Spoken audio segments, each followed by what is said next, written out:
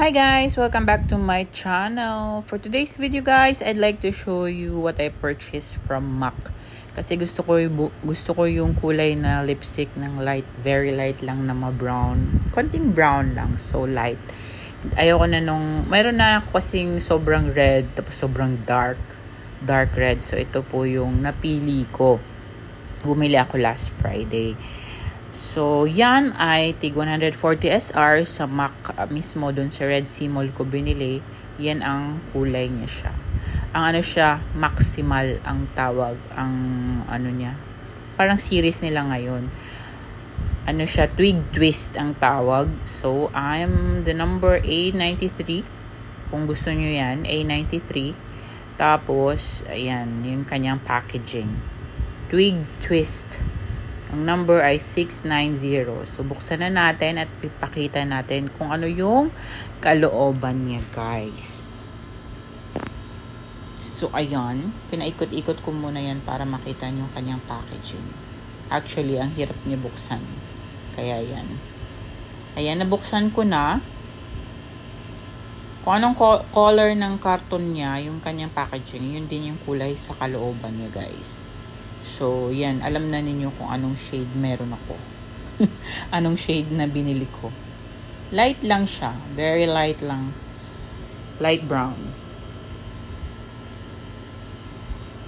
So, ayan.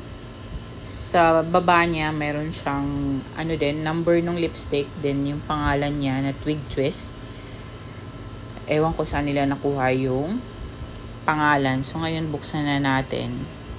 Yan. Bullet din siya, guys. Bullet style. Ayan, may nakapangalan dyan na MAC.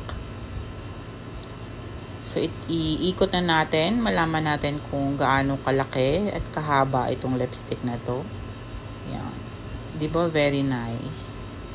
May MAC din na nakalagay dyan sa kanyang lipstick.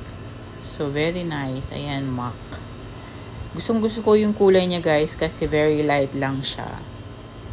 So, meron na akong, ayaw ko ng hindi na lahat yung lipstick ko ay red. So, meron na akong light ngayon sa pwedeng gamitin ko everyday. So, ngayon, ipapakita ko ngayon, guys, ito yung aking bullet din na MAC na red. Sobrang red niyan. Tingnan mo, yung packaging niya ngayon, sobrang malaki yung difference. Malaki yung bago ngayon. Ito yung na MAC is, yan. Maganda din yung packaging ng bago ngayon, yung Maximal na series nila. Maraming kulay ito, guys. Kung gusto niyo sobrang dark red, mayroon doon. Dark brown, mayroon din doon.